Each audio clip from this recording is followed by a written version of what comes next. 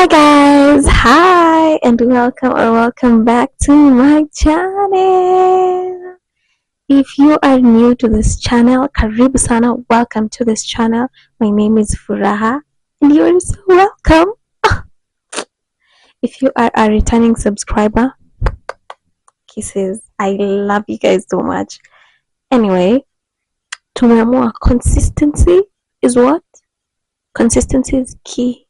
Consistency. This year, consistency. Anyway, so guys, I don't know if you can tell, but saini 10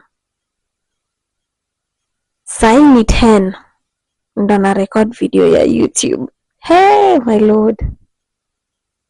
Anyway, this is the only time it's actually quiet in the house.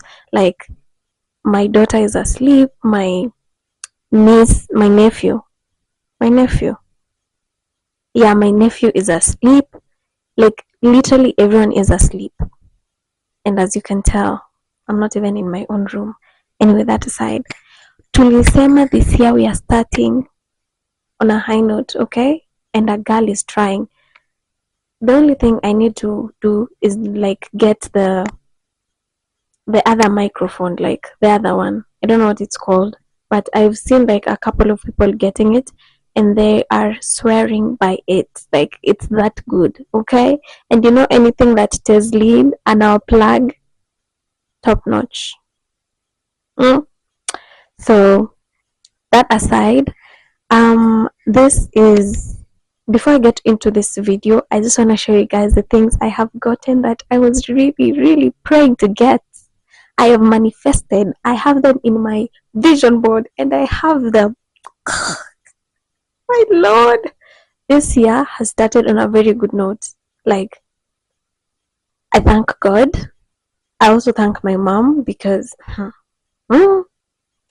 anyway, tricky microphone hapa. I don't know if it's gonna be as clear like venye nafaa. Sipendi kihangi hivi. Anyway, you see this? Ngoja kwanza niwafungie vizuri ndo muione.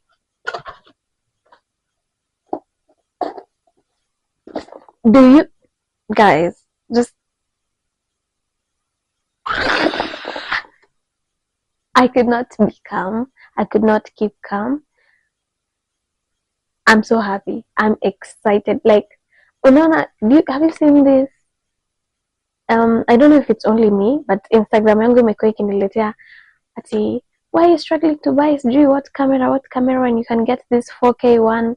That's what it's called, the 4K vlogging camera, whatever. And I was like, yeah, because I want to vlog. Because guys, I got it. It's actually what I'm using right now. Let me see if I can show you guys. I have to lakini msishangae sana, sitaki muangalie, msiangalie background, just okay. So this is it, all right? This is me and this is the camera. I'm so happy. Like, what?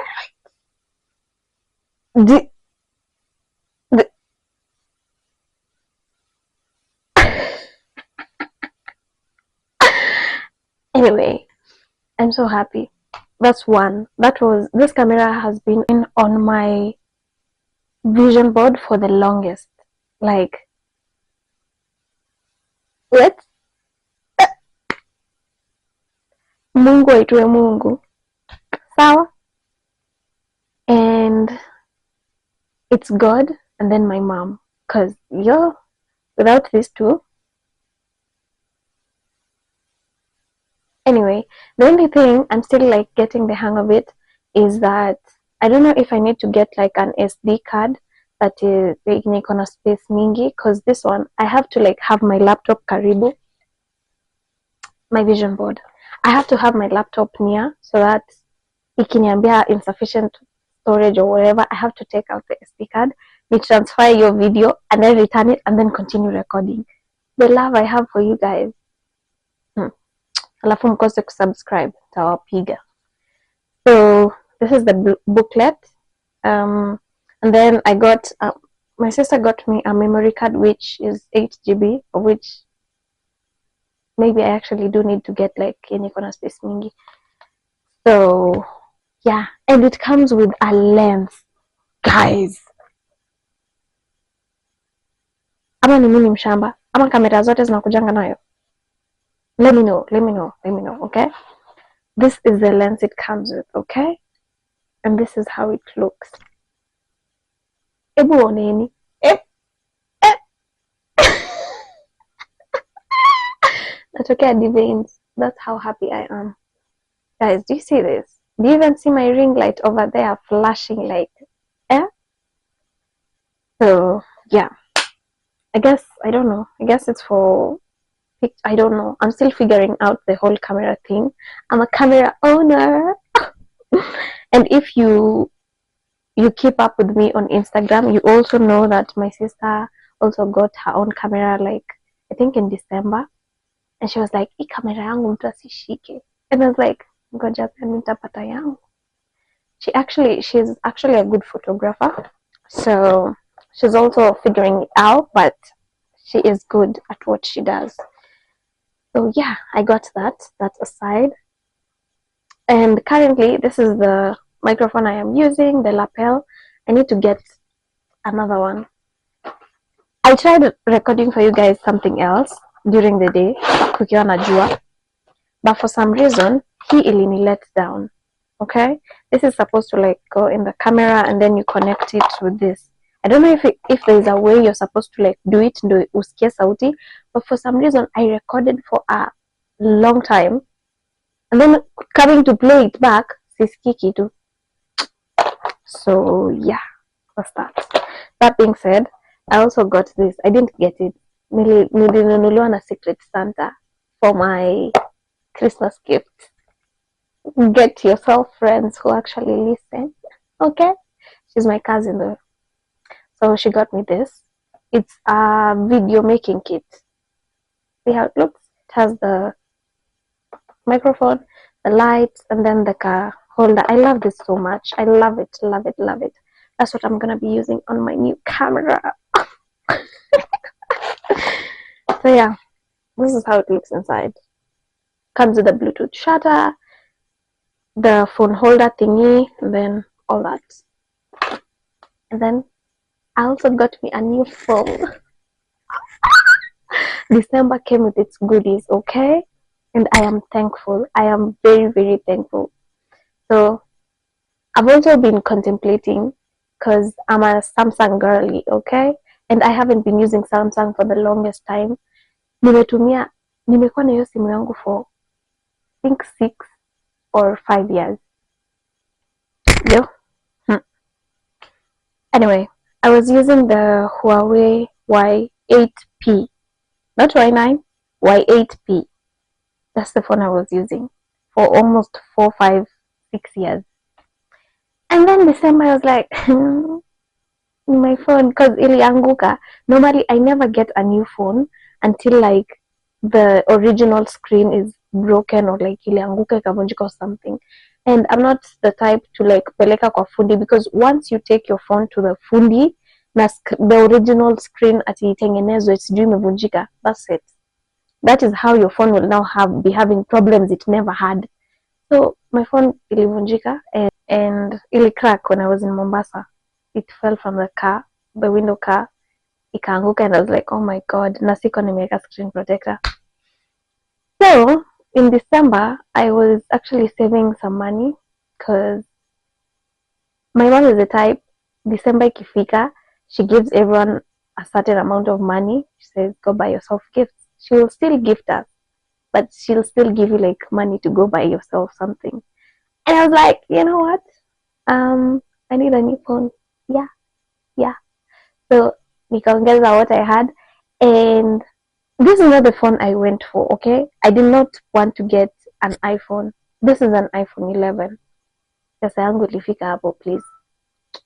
As long as I have a working phone, okay. So, this is not the phone I got. Nilichukua simu gani? Samsung Note 10 or it was a Samsung Note something, Note 10 or S10, one of the two. And then coming home, ilikuwa inanisumbua. Like, it's a new phone. Why should it be disturbing? Sijui. Nikarudisha nikamwambia, you know what? No, this phone is gonna give me stress. I don't want stress. Give me another one or exchange. Akaniambia, okay, we have this option. I opted for your option yenye aliniambia na nika exchange, nikachukua hii. So, yeah. I got a new phone. This was also on my vision board, okay? Ningeonyesha vision board yangu, but yeah, hata ionekani vizuri. It's also on my phone. It's like my phone screensaver, or yeah. But anyway, nimeongea mingi. Into the video. Let's get into this video now. So this is just part 1. I'm gonna do it like series. So this is gonna be a part 1 of just catching you guys up on my life, okay? So which story do I start with? Last year, but 2023 in December, I applied for Qatar Airways. So if you don't know, just a backstory, I want to be a cabin crew, okay? I am going to be a cabin crew. In Jesus' name, I claim it. Say amen. Thank you. So in December 2023, I applied for Qatar Airways because they had like an opening. They were coming to Kenya. Ukiona watu kama hawa wanakuja, you run. Like, if you're a cabin crew, you know these things. So I applied, and then as usual, like, I was just applying, and and then I said, you know what, I'm not about to be staying at home, so I might as well just go to school. So I decided to go back to school, which I did. I went to cabin crew school.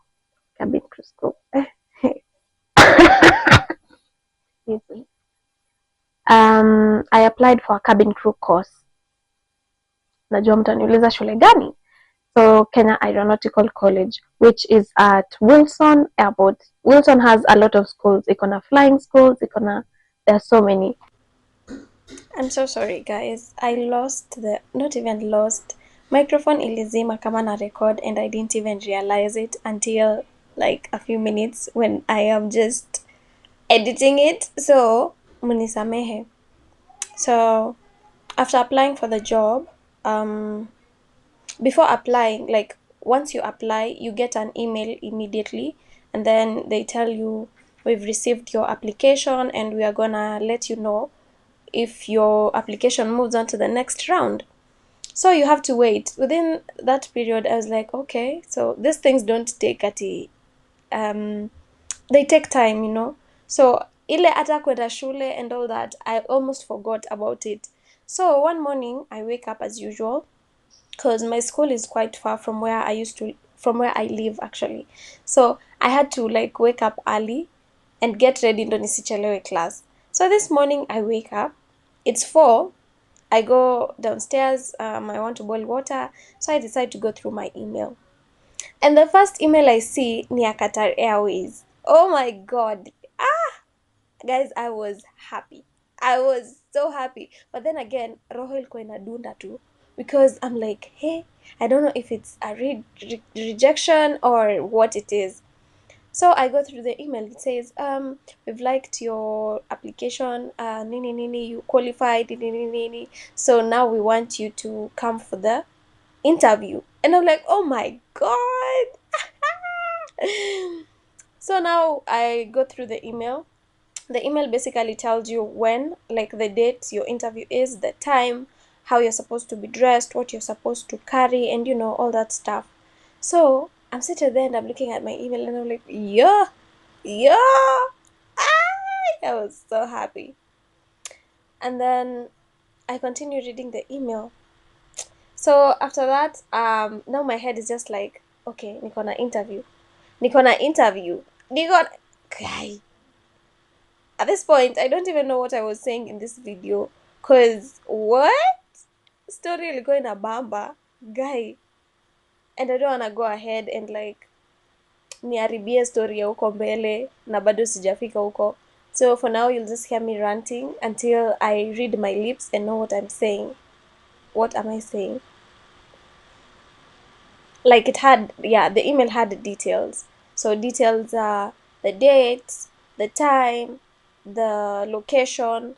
So the location was, for those who have been around Mombasa Road, there's this hotel called Hilton Garden Inn. So that's where Qatar Airways normally do their interviews, or rather, most of the time, that's where it normally is, though they do change sometimes. So that's where the interview was. So mimi, I'm going to school as usual, and then siku ya interview ikafika, but I had to like go get my nails done. Yo, I went all out for this interview. I had to get my nails done, and I decided to go with the color of the company, which is like, is it like a maroonish burgundy? I don't know. You guys know the color ya Qatar. So I did my nails, nikaenda nikatafuta suti, nilinunua hadi suti guys. So I bought like everything I needed, my documents, nika make sure ziko kwa file vizuri, niweka kwa envelope, and then I put them in a file like this. Sijui kama inaitwa file, sijui kama inaitwa file though. So nikanunua suti, and then I was ready. So I was just like, hii kitu ifike haraka. So now siku ya interview ikafika. Kufika, so now during the interview, on that particular day I woke up extra early because I was like, you know what, I don't want to be late for my interview. As much as it's closer to where I stay, I still have to wake up, shower, dress up, check if my documents are ready, counter check and see if I have everything I need. And then I also had to do my hair because nilisema hiyo siku I'm gonna do my hair in the morning ndo isiharibike. Mpaka nikabook salon, nikaambia the lady who was doing my hair, I'm gonna be at your salon at this time, so make sure you're there at this time.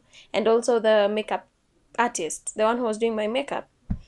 So hiyo siku nikaamka mapema as usual. I woke up at 4, nikaoga, nikafanya kila kitu, and then I left the house I think at 5:30.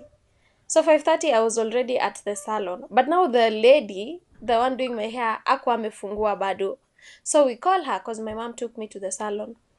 We call her and we tell her, tumefika hapa, where are you? Because if you're late, we are gonna be late. And then she says, I'm coming. Guys, we waited there for I think more than 30 minutes. Because niliingia kwa hiyo salon I think at 6:15 or something. Ndo alikuwa anafika.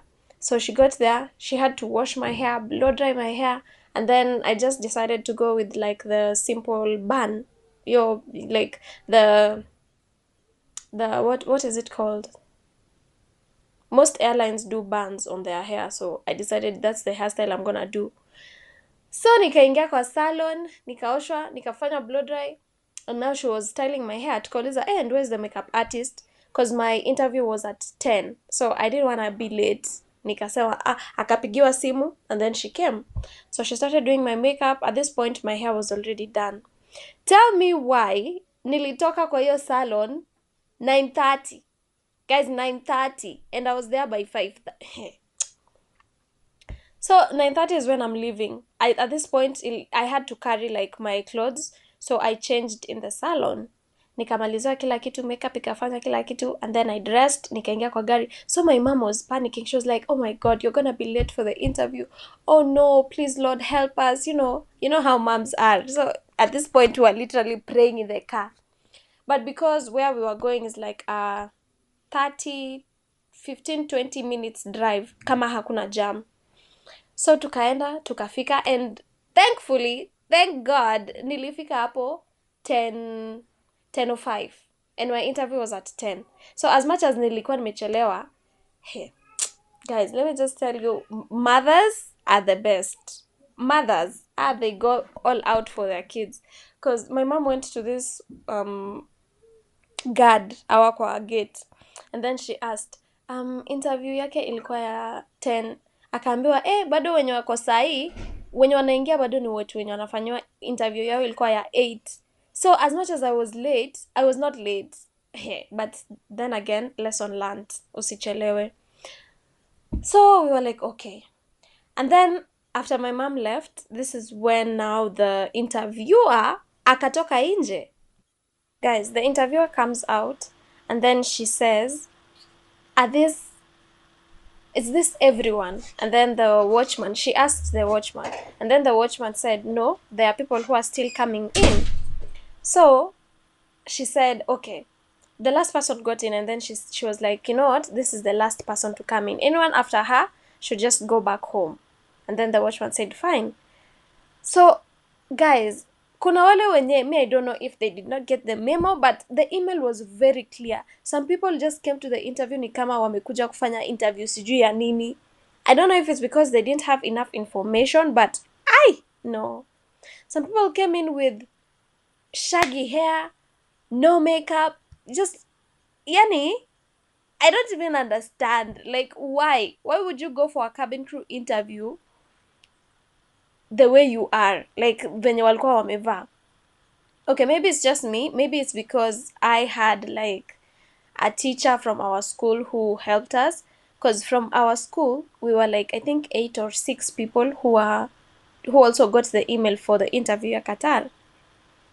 So at this point, tumeingia, and I'm like, okay, let me not say a lot, but why? I'm still like, when come to think of it, I'm so sorry guys. Audio itakuwa different because nimetoa microphone juzi mezima. Anyway, why would you come to an interview looking all like how you want to look like? Ujatengeneza nywele, ujafanya makeup, umevaa venye unataka. Why? I don't know if I'm saying this because, but I don't think so. Sisi, like in my school, we were like, I think around 10 girls who were chosen, like who got the invite for the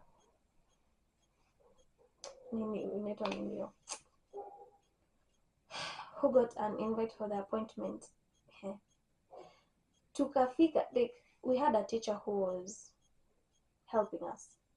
He was also a cabin crew at KQ.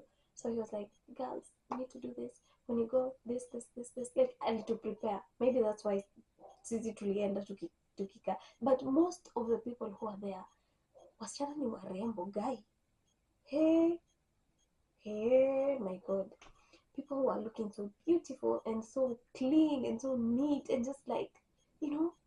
And then unaangalia wengine and you're like, literally kwa email umeandikiwa grooming venye uvae vitu bebe alafu anyway.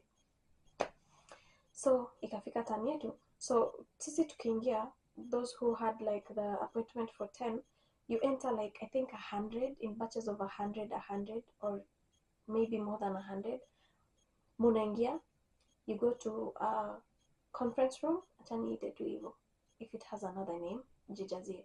You go to the conference room, and then the recruiters watakuja, one of them will talk to you, and she'll be like, oh, welcome, this is the first step, you've already passed the first one where you submitted your CVs and all that, so this is the second step, just be you, nini, and then they direct you, they tell you what is going to happen. So from here, you're going to make a line, and you're going to enter into the room flani. It has 3 recruiters. One is seated on this side, one there. So depending on how venye mmeingia, the recruiter who is available is the one you go in and talk to. So there was this one particular lady. They told us their names. I can't even remember, though I wrote down their names. Nilikuwa in a notebook. Hey, I was very serious. So people were actually scared of her. Like ulikuwa unasikia whispers. They were saying, hey, ule ni mkali. And I was like, okay, I can nisipati huyo mkali. Because I'm like, oh my God. So time yetu ikafika, tukatoka kwa conference room, tukapanga line. So once you make the line, wengine wanabaki ndani because you can't all like fit up kwa your line. So mna make line, and then when it gets to your turn, you leave your bag outside if you have a bag, and then you just go in with your documents. So watu wanaingia wanatoka, and I'm not seeing like if there's progress. Mtu anaingia anatoka, anachukua bag anaenda, and I'm like, what is actually happening? Like, because this is my first time attending like an interview ya cabin crew.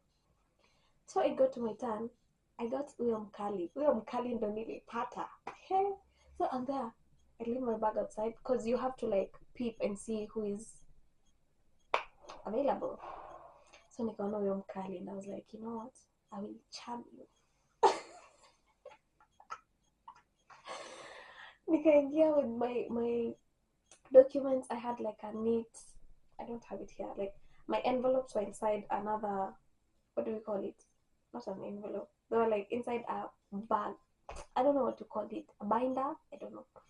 Nimeingia and I'm just smiling from ear to ear. I was just like, nimeingia, nikafika kwake, nikampea documents, then she tells you to give her your invitation because you have to print out your invitation. The email they sent you, you have to like print it. Wende nayo, nikampea. She's like, Margaret Fra, yes. So she calls my name and I'm like, yes, what's her name? Like, you're engaging in a conversation, you know. So I see her taking another paper and then she writes down my name, time, and then she tells me, congratulations, you've passed, come for the second interview, which is at 2 p.m. And I'm like, okay. Nikachukua paper, nikatoka. So like there's another door you use for exiting the room. Nikatoka and people are like, hey, ule ametoka na karatasi, because hatujaona mtu akitoka na karatasi. Everyone's just getting in, coming out na bag kama ameenda. Mimi nikatoka na karatasi and I'm like, my heart was so nikachukua bag yangu and they're like, hey, you've gotten the congratulations. Nikaenda kwa washroom because now I'm thinking I don't know anyone else there. Wenye nilikuwa nao the same school, my schoolmates, they all had like different days for the interview. Kulikuwa na mmoja mwenye tulipatana na yeye so hakuwa ameingia bado. So I went to the washroom and I'm like, you have to go and like breathe because you're like, okay. And then I got another lady there. She also got the paper and she was like, go on the button, come there, yes. And then we started knowing each other. Tell me why, guys, by the end of this interview, nilikuwa hatukuwa tumeambiana tunaitwa nani. Like, hatukuwa hata tunajuana majina with the girl who we met in the washroom. Na nilimsaidia hadi na scarf yangu. Anyway. So nikafika kwa washroom and she was like, yeah, umpate at 2 p.m. Kasema, eh. And then we are still talking. My schoolmate walks in. She's like, yeah, my butterfly. So yes, and we're like, oh, thank God. I said, so what do we do now? Because it was at, what time was it? 10:30, around 11. Na tumemba turudi interview 2. So you're wondering, you have makeup, the sun is shining, and you're just thinking there, nikae wapi mpaka 2? Because you can't sit in that hotel. Ulikuwa unakaa hapo unaambiwa you have to go and look for somewhere else to sit because this is wageni. So we decided to go to the Chicken Inn that is normally near that hotel. It's not far, it's a walking distance, but walking in heels, I regretted not carrying flat shoes, but it's okay because I was practicing. So tukaenda Chicken Inn, we ordered something, tukakula, tukakunywa soda, then we stayed there until around 1:30, 1:40, hapo ndo tukaanza kutembea, walking back to the hotel. So tunarudi kwa hotel, the line is still very line huko na tumeambiwa tu so now we had to sit like on the grass hapo nje under that scorching sun waiting for our interview, which was at 2, and at that moment ilikuwa 3 ishafika. So tuliingia huko 3:30, tukaingia 3:30 and then you go to the conference room and then they tell you. So at this point we were like maybe 300 or so. Tulikuwa tumebaki 300 out of everyone who came that day. Tulibaki hata sijui kama 300 ama ilikuwa less ama ilikuwa more, but we were still like a good number. So tukaingia kwa your tukaingia kwa conference room and then they talk to you again. At this point, these people, guy, they make you see like wanakuonyesha nika ushaenda, your body is there but you mentally you're already there, you've even started working. So they tell you the standards, they tell you the training, how long it takes and all that, and then they tell you, so now you're gonna do another activity, like another interview. So the second interview was the English test. Yes, English test. They literally give you papers kama venye shule mlikuwa unafanya exam. And then you have to fill out the answers within a period of time you're given. So kama ni 10 minutes, 15 minutes, 20 minutes, you have to be done within those 20 minutes. Wakisema pens down, pens down. So we were given the exam. It wasn't hard because tumeifanya primary, tumeifanya high school. It's like a comprehension and then the ABCD, you know, hizi vitu mnazijua. So tukajibu, time ikaisha, wakachukua makaratasi. So they collect all the papers and then they tell you, we are gonna mark your papers and then come back and tell you what next. So because one of my schoolmates had already done the interview, she already gave us like a heads up, okay? So she said once they mark the papers, they will come back and then they will call out numbers, because you're given like numbers. Ukipita, when you pass the first step of the interview, hiyo karatasi umepewa, it has a number up there. So mine was 47, if I remember correctly. So they'll come and call out your numbers. Namba yako ikiitwa, ukiambiwa go and follow sijui the recruiter nani, wajua tu that is where your interview imeisha. You've not passed to the next level. So they went, marked them, and then came back and then started calling out numbers. This whole time roho yako inapiga tu, because you're like, oh my god. So my number wasn't called out. Au wenye waliitwa wakatoka, and then you were told, congratulations ladies, you've made it to the next round. And then people are just like clapping. Bado tuko wengi. People are just clapping and I'm like, oh thank god. And then after that they told us what next. So they said the next interview, or the next step, was going to be the AMRICH and the SCAR declaration. Hiyo pia tulichanuliwa, tukaamba wewe kama uko na tattoo, uko na scar yenye haionekani, uachana nayo, usiseme. But at this point you don't know if it's true. Like hapa sasa you have to go with your gut. Like you have to do what you feel is right to you, okay? Because utaenda useme, ukose kusema scar yako ijulikane, ufutwe. Na pia unaweza enda useme scar yako na hiyo scar ndio itakuokoa uchukuliwe. So at this point nilikuwa nashtuka, because I have a scar on my leg. I don't know, let me show you guys. I have like this scar here. What? This one. Yo, do you see it? This one here. So I got that scar when I was young. Like kama bado iko hapo hadi sahi, it literally means nimemea nayo, like nime grow up nayo. So as usual, tukapanga line, tukaingia. After kuingia, like now you have to do the AMRICH first. So there's like a paper written 212 centimeters. You have to go above it. Unafaa uipite on your tiptoes without shoes. You remove your shoes, alafu unapita. So your arm has to go like ipite your mark. And then once you do that, you go sit down and then you start talking to one of the recruiters. This is what they tell you, or rather this is what I was told. Unaeka mkono hivi, she tells you stretch out your arms. You stretch out your arms. She tells you to do this on your elbow, and then you do this. Anaangalia hadi huku. Guys, scars, I did not even know. I don't even know what happened. She saw them and she was like 1, 2, because she's counting every one of them and then writing it down. I don't know if you guys can see. I have like, hata sijui kama zinaonekana. There are like scars. See, like this one. See, hizi ziona vizuri. And then I have like one somewhere on my wrist. I don't know where it is. This one. She counts them. She will count them. So you see, even this one here, hii yenye nimepata leo, angei count.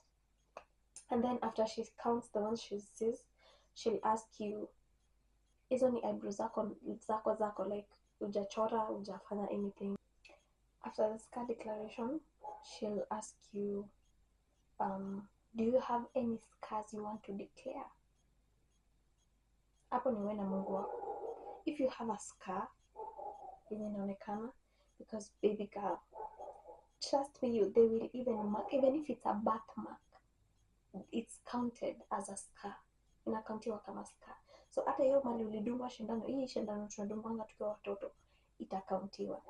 If you have a scar that you feel is visible, inaweza onekana ukivaa hiyo uniform, just declare it to be on the safe side, because you might say you don't have a scar, but step hiyo inakuja next.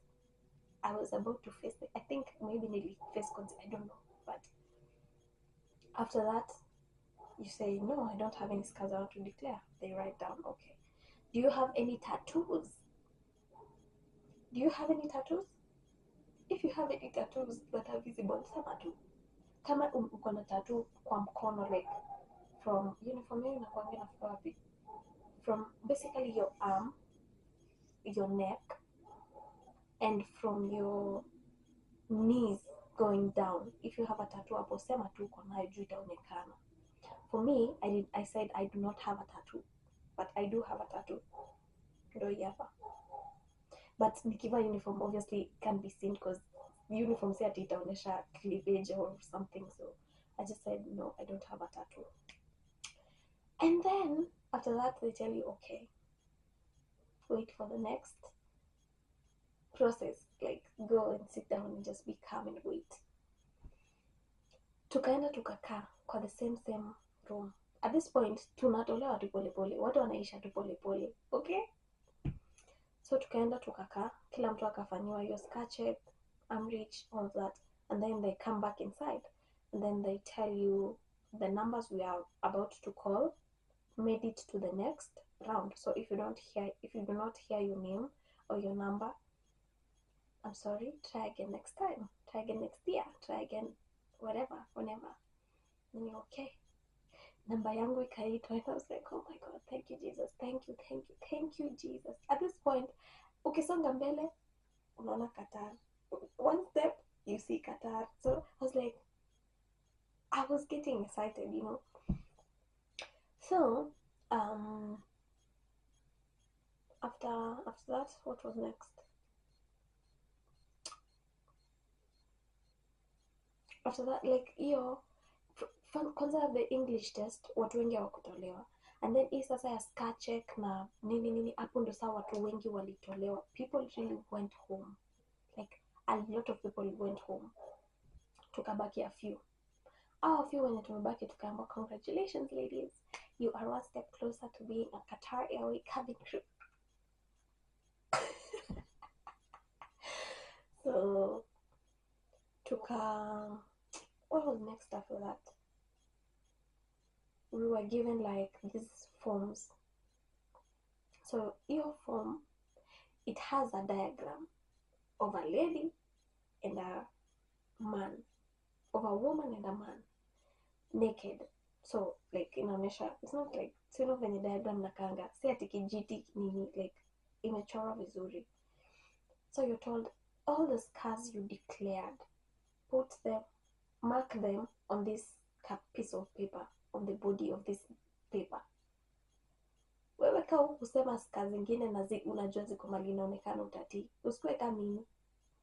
So I didn't say about, unikiulizwa do you have a scar you want to declare, I didn't talk about the scar I have on my leg, hiyo yenye nimeonyesha. So hapo nikaanza kutense and I was like, oh shit, should I just have told them? So at this point I was like, maybe I should have declared the scar, but anyway, God, let your will be done. Nikaanza kuzieka, because you were there when they were counting, so you definitely know how many they were. So unaeka zote, if it's on your left arm unaeka, if it's on your right arm unaeka, if it's on your elbow, where unaweka. So nikienda kumalizia nikaeka hiyo scar, nika mark hiyo ya mguu. After marking they tell you, this is what you're gonna do. You have your final interview, kila mtu amepewa date yake. So number this and this, your date is this. number this and this, your date is this. Kasema okay. So we were given those papers to go with them. Your kumark, your birth marks and all that. We went with them, and then you're told when you come back, bring us a copy of your passport, not passport photo, of your passport, like your passport. Bring a copy, bring this, like kuna zile documents unaambia ulete. Sijui you have to go to the hospital for a check, whatever. Like mwili yako mzima, damu, kila kitu ifanywe. And then you bring them back on your final interview.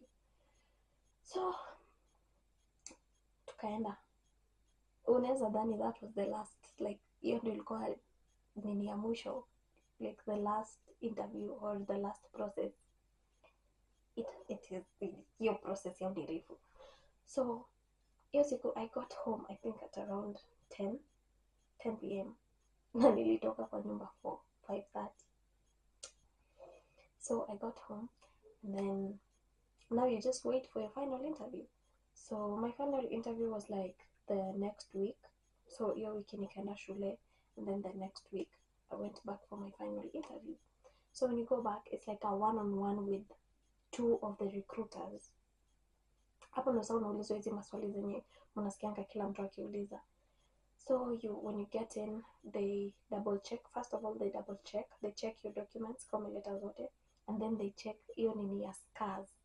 Hapo ndo wanashikia watu ya scars. And then so they check which scar is this, you point here. Which scar is this, yeah. Which scar is here, evil.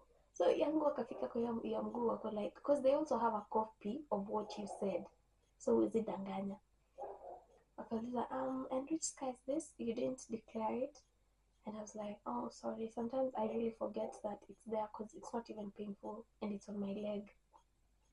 I know guys, I know. Akaniambia okay, can we say it? And then nikaenda on the side nikawaonyesha, and then they're like okay, because when you go for the final interview they tell you do not wear stockings and don't wear like a long sleeve, you have to go with something short. Nikawaonyesha kusema okay, and then they tell me to sit back down, unakaa. And now they start asking questions. They will ask you, if you had a difficult customer, what would you do? Tell us of a moment where you had to deal with a difficult customer, or tell us a time where you went beyond for a customer, things like that. So me, one of the questions I remember they asked was, tell us of a time when, if a pasa, kwa wenye wajui pasa is like the manager. After captain, pasa ndo mkubwa. Captain ndo mkubwa, but pasa ndo mkubwa. Alafu pasa ndo mkubwa wa cabin crew, wa cabin. And then captain ni mkubwa wa the whole plane. To make it simpler, in simpler terms, and into details. So if a pasa gave you like two lavatories, if a pasa gave you like 2 lavatories to clean, what would you do? And then you answer. So me if I answer, and then they tell you to stand up, and then you stand up, then they tell you, so when you go home you will either get an email to go take a blue background photo. So once you get that email, I want you to like, kaskati yako ni fupi, fungua zip na nyuma, juu umetaki shati ishukishe chini kidogo so that it doesn't look short, then take a photo. That is only if you get the email for the blue background photo. That's like okay, and then they tell you all the best, bye. Then you know that's the end of meeting the recruiters.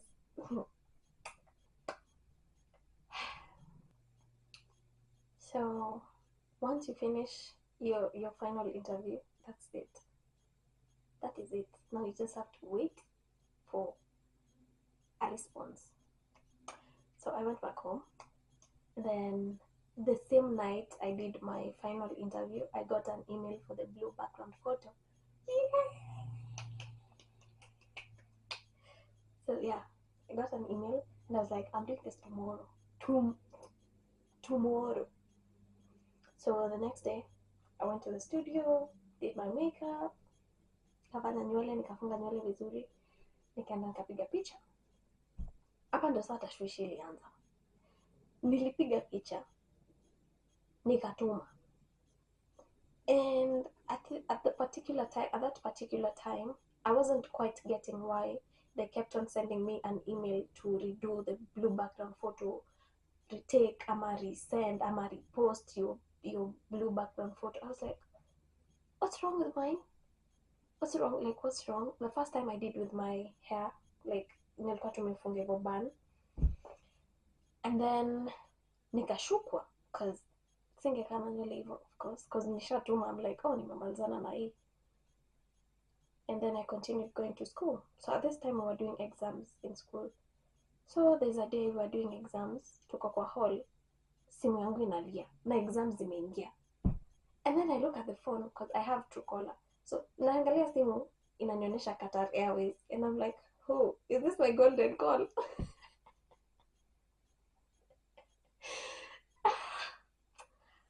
I love that. I don't know if I will ever get tired of telling this story, but I'm like, could this be my golden call? So I asked the teacher, is it okay if I can go answer the phone call? And she's like, why? You have exams. And I'm like, ini Qatar bado naongea nikatoka.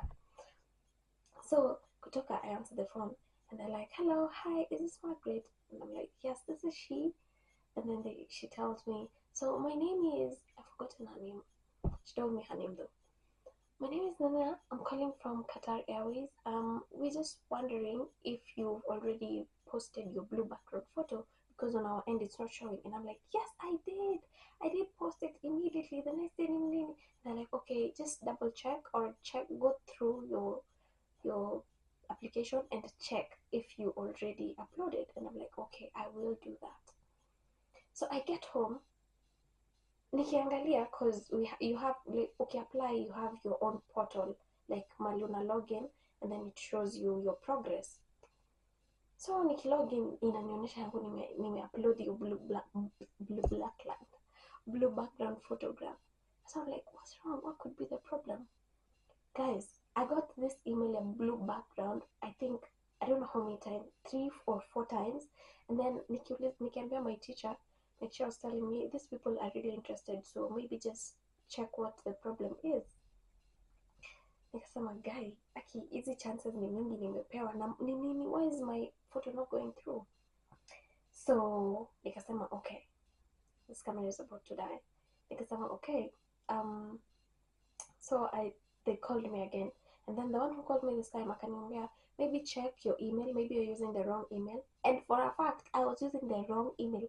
I applied for Qatar with 2 of my emails. Ya kwanza ilirejectiwa, ya pili ikakubaliwa. So mimi nimekuwa nikituma hii blue background photo kwa ile ilirejectiwa, rejectiwa hiyo. So quickly nikaenda nikatuma hiyo, and thank God ikaenda. And then tukapata email ingine ya kutuma our passport photo. Once you do the blue background photo, you get an email to send your passport photo. Passport, see passport ya uso ati, no, like you're supposed to send your passport, a copy of your passport, a copy of your highest education. So if it is Form 4, unatuma hiyo. If it is college, university, unatuma hiyo. And a copy of a medical report, because wanakwanga wamekutumia like a medical report, you just print, go with it to the hospital, the doctor will do the rest. Okay, so that's what happened. So I did that, nikatuma yangu. So after that, this is where you now wait for your visa. Okay, yeah, so you wait for your visa. So because there's a group ya WhatsApp yenye tulikuja tukashikana, because tulienda interview pamoja, tulikuwa tuna updateana, nini imefanyika, email gani ndo latest, nini, you know. So there are some, guys, it is literally 11:56 na bado na record video. Yo, the love I have for you guys. Anyway, so in this group tulikuwa tuna updateana. Kuna wenye walikuwa wameshaenda because they like wali apply before us. So people are like telling us, kwa your group, they're saying, guys, mume receive visa zenyu. This is the website to check if your visa is out. So you just go, put in your name and then itakuonyesha kama visa yako iko ready. And for a fact visa zetu zilikuwa ready, visas were ready. We were just waiting for the what, the email ya kazi, what is it called, it has a name. That's the only thing we were waiting for, because after the visa you're now waiting for the date of joining email. That is the same as the golden email, okay, for like welcome to Etihad, oh, welcome to Qatar Airways, da da da da da da da, you know, like siku yenye unaenda. Guys, we waited kwa hiyo group, tulingoja. Nikawa ule wa mwisho mwenye alienda kwa hiyo group, I don't know, but after the last person went, the rest of us waited. We waited for, I think, okay, we didn't wait that long, but like, was it 2 or 3 months? Juu hii kitu uliapply 2023 December, umepata email zako zinafuatana. You did your you did your interview in February, March, April, May, June, July, August, unapata email ingine September, yani alafu tukakuja tukatumiwa reject email. Tulitumiwa reject email after even getting a visa. Who does that? So kwa hizi doggies kuna kelele. So kwa Facebook, yes, niko Facebook, bite me. So kwa Facebook I also follow Qatar, Etihad, Emirates, you know. So kwa page ya Qatar, like, there has been a mass firing of something kwa Qatar Airways, and also like watu wengi walirejectiwa at once, na hiyo ilikuwa ina include wenye walikuwa na visa. So visa zetu zika expired. Anyway, so yeah, that was where my Qatar Airways experience iliishia hapo, okay? But we may lose hope. Never. Am I applying again? Yes, I am. But yeah, I actually love this story. I don't know, I just love telling it, and the fact that I keep on telling it to myself, it's like, you can do it, you can actually do this, because don't give up. You apply na tutaendelea kuapply mpaka tupate kazi. So yeah, that was my Qatar experience. I might have, or I would have, takuwa nimewaikia ma email huko mbele, like as I continue telling you the story. But that is where nilifika. And was I sad? Yes, I was, Yosiku, but I was also happy, because what do you mean I made it to the last round, and this was my first interview and my first cabin crew interview experience.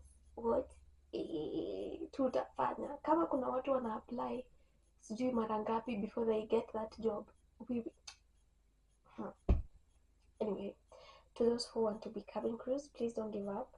I hope this story itapea mtu itapea mtu moral mahali, and